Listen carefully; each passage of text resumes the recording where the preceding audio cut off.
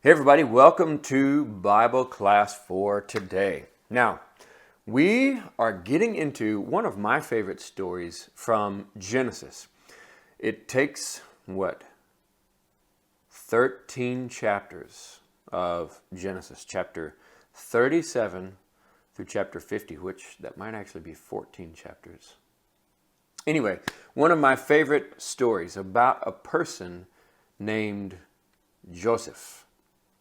So today we're going to try to cover all of that in a big overview, just so you see how does this story fit together and what order does it happen in and those kinds of things. So we're going to be talking about basically 4 different houses that Joseph lived in. So let's get to it. Boom, ba-boom, ba-boom, ba-boom, ba-boom, boom, ba-boom, boom, ba-boom, ba-boom, ba-boom, ba-boom, ba-boom, ba-boom.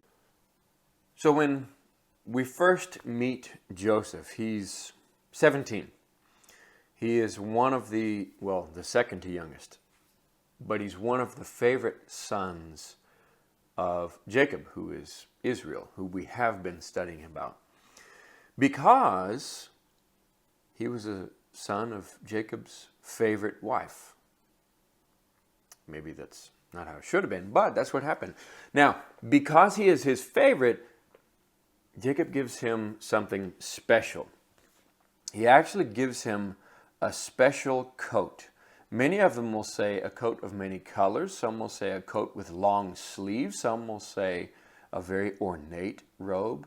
They all are described differently, but the important thing is that he was special to Jacob. And look at what happens here. We're just going to read a little bit from Genesis chapter 37. We're going to pick up in verse 4. This is just after we've explained he's the favorite and that he has this special coat. Verse 4. When his brothers saw that their father loved him more than any of them, they hated him and could not speak a kind word to him. Now Joseph, he had a dream. And when he told it to his brothers, they hated him all the more. He said to them, "Listen to this dream I had. We were binding sheaves of grain out in the field when suddenly my sheaf stood upright, while your sheaves gathered around mine and bowed down to it." His brothers said to him, "Do you intend to reign over? Will you actually rule over us?" They hated him all the more because of his dream and what he had said. Then he had another dream. And he told it to his brothers. "Listen," he said, "I had another dream, and this time the sun and moon and 11 stars were bowing down to me." When he told his father, as well as his brothers, his father rebuked him and said, "What is this dream you had? Will your mother and I and your 11 brothers actually bow down to you?" His brothers were jealous of him, but his father, he kept this matter in mind. So right now he's living in his father's house, which really was actually a tent. He didn't have a brick and mortar house like you and I might today. He lived in a tent. We've talked about this before. So in his father's house, of course, his brothers were there. They were jealous of him. It says that they hated him. He was having these dreams. All of you are going to come bow down to me. His father loved him more than the rest. Those are all reasons that they may not have really liked Joseph. So they hated him. But nevertheless, God had given him these special dreams. So what's going to happen? Now, again, Joseph, he's 17 years old at this point. And his brothers are out in the fields. They are working. And so his father says, "Why don't you go check on your brothers as they're working?" So he heads out to do that. And his brothers, they see him coming. "Here comes that dreamer," they say. And they put together a plot against Joseph. And they say, "Let's kill him." But one We can't make any money if he's dead. Why don't we throw him into this pit? And then we'll sell him. And so they set it up so that they're going to sell him. Now Reuben, his oldest brother, he wasn't real excited about this idea, and he actually planned to get Joseph out of the pit. But before he could, some Ishmaelite traders came along and they bought Joseph. The brothers sold Joseph into slavery to these Ishmaelite traders, these merchants, for about a ½ pound of silver, 20 or 30 pieces. So he went to Egypt at the hand of these Ishmaelite traders. And what did his brothers tell their father Jacob? They took that special coat and they ripped it all up and they put goat's blood on it and they said, "Look, we found this. Is this your son Joseph's?" And Jacob, his father, he recognized the coat and he thought surely Joseph had been torn to pieces by a wild animal. They tricked their father and they sold their brother to slavery. So he's no longer living in his father's house. But where did he go? I'm going to read a little bit. This is actually Genesis chapter 39, the first 4 verses. He went to Egypt, and this is what happened. Now Joseph, he'd been taken down to Egypt. Potiphar, an Egyptian, he was one of Pharaoh's officials, the captain of the guard. He bought him from the Ishmaelites who had taken him there. The Lord was with Joseph, so that he prospered, and he lived in the house of his Egyptian master. When his master saw that the Lord was with him, and that the Lord gave him success in everything he did, Joseph found favor in the eyes of Potiphar and became his attendant. Potiphar put him in charge of his household, and he entrusted to his care everything he owned. Now, he is in Potiphar's house, having been sold from his father's house into slavery and becomes an Egyptian slave. So in Potiphar's house, it's very interesting that it says the Lord was with him. Even though he'd been sold into slavery, God was with him, gave him success everywhere he went. And so Potiphar says, man, I can tell this guy, God is with him. He's blessing him, and he's blessing me because of him. I'm going to put him in charge of everything. And so he does. So he's starting to head towards the fulfillment of the dreams that he'd been having. But we're not going to see exactly what happens quite yet. So he's running this Egyptian's house, but Potiphar's wife is tricky. And she does a few things that aren't quite right, and she tricks Joseph, and she gets him in trouble big time with Potiphar, so that Potiphar, not so happy with him. And the end of that event with Potiphar, verse 20, Joseph's master took him and put him in prison because of what Potiphar's wife did. It was the place where the king's prisoners were confined. That's going to be important. But while Joseph was there in prison, guess what? The Lord was with him, even in jail. He showed him kindness, granted him favor in the eyes of the prison warden. So the warden, he put Joseph in charge of all those held in the prison, and he was made responsible for all that was done there. The warden paid no attention to anything under Joseph's care because the Lord was with Joseph and gave him success in whatever he did. So Joseph was in his father's house, the tent. Then he went to the jail. He went to the captain of the guard, Potiphar's house. Then because of the trickery of his wife, Joseph ended up in jail, in the jailhouse. And this is an interesting place because he's in jail. Usually people in jail don't get to be in charge. That's not how it works. But the Lord was with Joseph. He gave him success in everything he did. So the warden, the person in charge of the jail, he could tell this man is special. So what did he do? He put Joseph in charge of the prison. And he didn't even pay attention to anything that Joseph was doing because he was faithful. Now, while he is in jail, he meets two very special people. This comes from Genesis chapter 40. And let me just tell you about this. There's a baker and there's a cupbearer. The baker, he is somebody who makes baked goods, breads, these kinds of things, and he gives them to the king. This is an important baker, not just anybody. The cupbearer, this is also a very important person. He would take grapes and he would smash them. He would press them and they would go into the cup of the king. Then he would hand the cup to the king to drink. Now, these two people had important jobs because they were there to press the grapes in the presence of the king so that they knew nobody had poisoned his wine. And the baker, he would give, probably with a bite taken out of the food, his food to Pharaoh so that he knew if the baker will eat it, it's safe for me to eat. So these are important people. But they did something. We don't really know what. They did something and they got thrown into jail.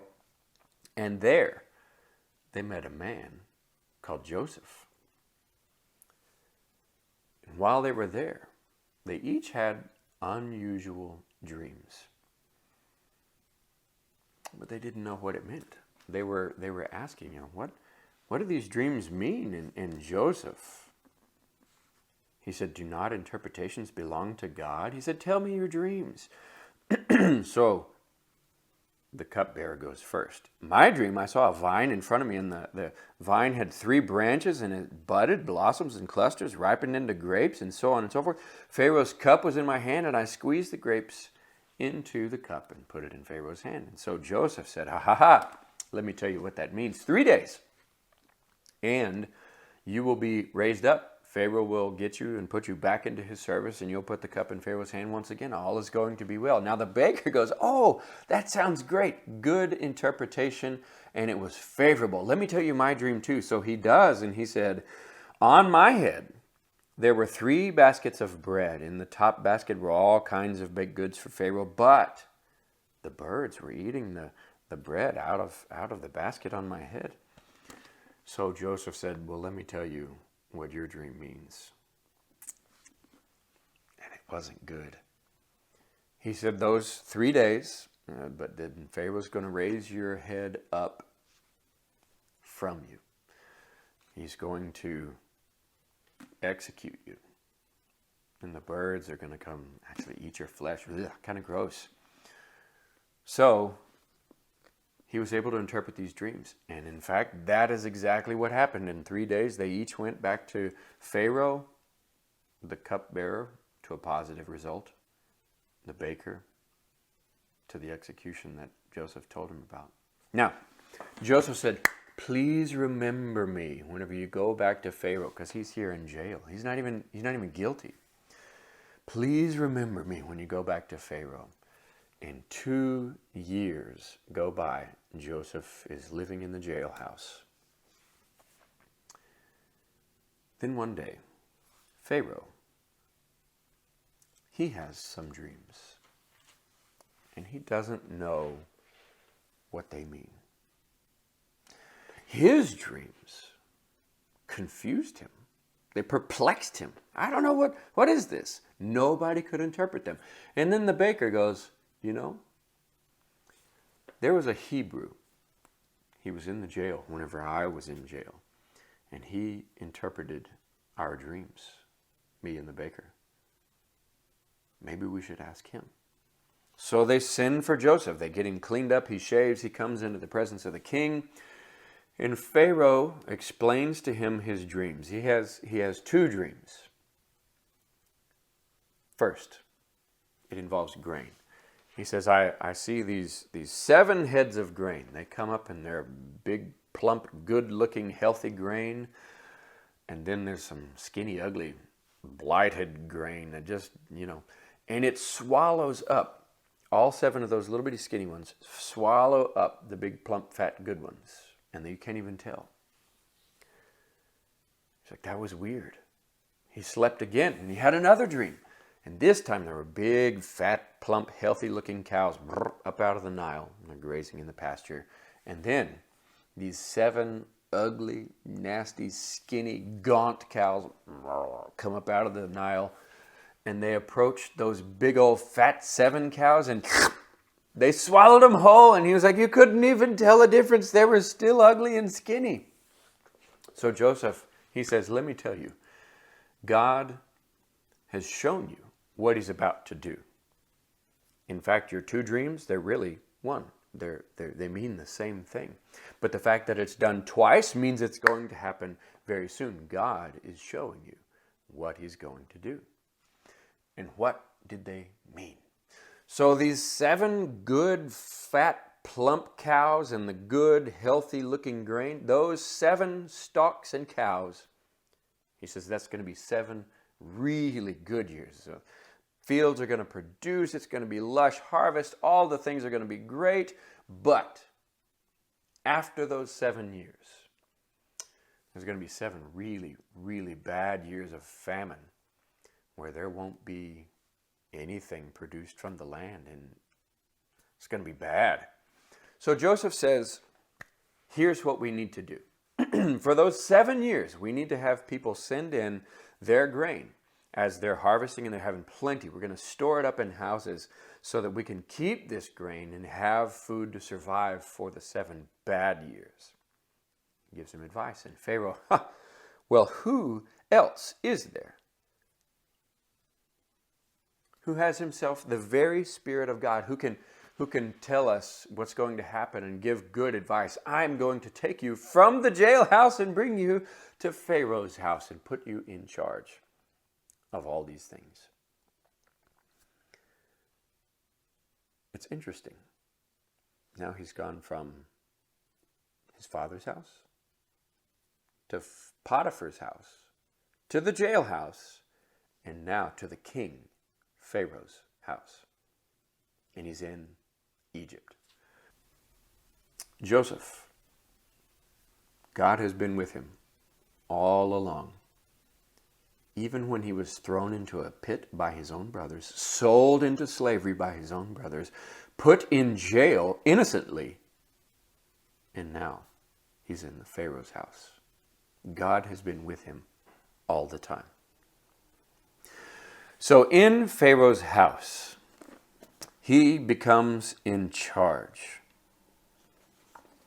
He is second only to the king. And he's making all these plans and rules and things that are going to happen. And so the 7 years of plenty, they come and they go. And then the 7 years of famine begin. And during those 7 years, that included what happens where his brothers and his father live. So they are starting to experience this same dilemma, this famine. There's no food. What are we going to do? And then they hear, I think I've heard there's food down in Egypt. We need to go there and we need to get grain. But so the 11 of the brothers, including Benjamin still, they say, let's go. But Jacob says, don't take Benjamin. You need to leave him here. What if something happens to him like happened to Joseph? So they go. And they head down to Egypt, and they meet none other than Joseph, their brother, in the flesh. But you know what? They don't recognize him. How long has it been? Do you remember how old Joseph was? Whenever we started out, he was 17 years old. And we know here, it says that he is 30 years old whenever he goes into the king's service. Then how many years of plenty? 7. If you add all that up, 17 to 30, that's 13 years, and another 7 of good years, it's been at least 20 years before the famine starts. Then his brothers come down. It's been a long time. And the last place I would expect to see my brother if I sold him into slavery is in charge of a whole country. So they don't recognize him. It's Joseph. They don't have any idea who he is. But Joseph, he knows them. So he sort of plays with them. And they come down to Egypt. Now, let me tell you this. A long time ago, there was a covenant made with Abram. Whenever we read of this smoking pot, Abram makes this covenant with God, and he had cut animals in half and laid them apart, and then he sees a smoking and flaming pot go back and forth between those two pieces. And God said, Genesis 15, verse 13, "Know for certain that for 400 years your descendants will be strangers in a country not their own, and that they will be enslaved and mistreated there." Do you know what country that is? What country they would be going to and serving as slaves for 400 years? It's Egypt. So all the way back during Abram's life, God knew that his people would go to this foreign land, Egypt, and be enslaved. Now, we are seeing exactly where God's people found themselves to be going to Egypt. Now, so Joseph, he's basically in charge of everything in Egypt except Pharaoh. Pharaoh is still one notch above Joseph, but Joseph, he's the head man. So when this famine comes, again, Joseph knew about it because he'd interpreted those dreams. The whole world starts coming to Egypt. And when they come to Egypt, Joseph sells them grain. And they become very wealthy. And in this whole nation of Egypt, they really begin to collect a lot of money to the point that they basically enslave their own people because we're going to die without food, and we ran out of money, we ran out of property, all the things that king now owns them. And so, this is the beginning of their journey to Egypt. So they left Benjamin at home. And Joseph, he asks them, who's your father? Who are you? You're spies. So they no, we're not spies. We're honest men. One brother is no more, one is back home, and our father is old. So Joseph actually keeps their brother Simeon, and he sends the rest of them back home, puts their money back in their grain sacks. And whenever they get home, they stay home until they run out of grain once again. But when they came to Joseph, they bowed down to him. That's going to be important. And they had to come back because they ran out of grain. So this time, he told them, "You cannot see me again unless you bring your brother Benjamin."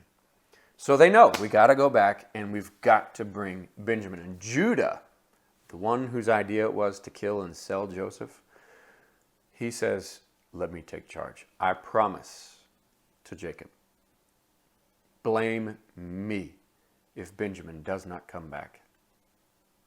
So he takes charge.